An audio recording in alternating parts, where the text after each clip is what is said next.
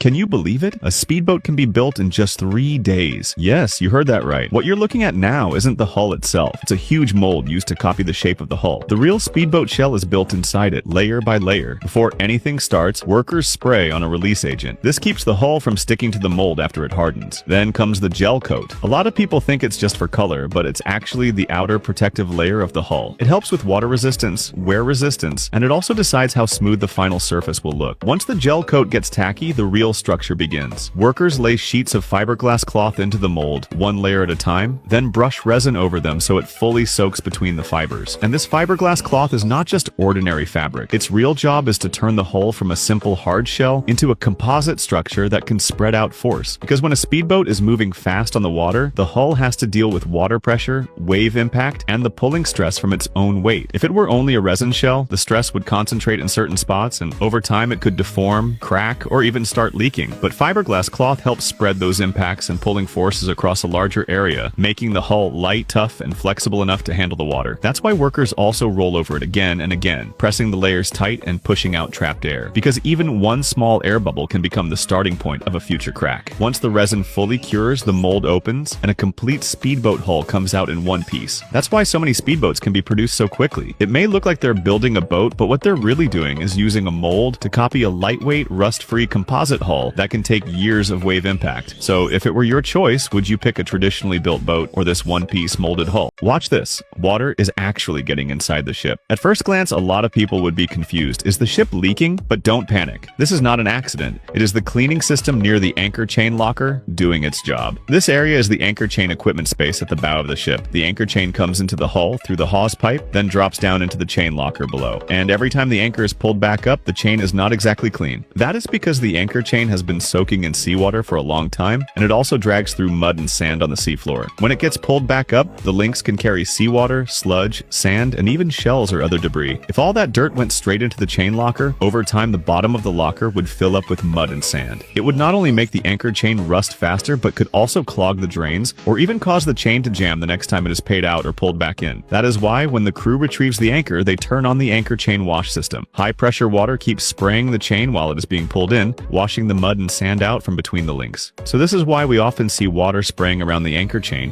when a ship is raising its anchor. The ship is not leaking, and the chain is not spraying water by itself. The ship's nozzles are basically giving the anchor chain a bath.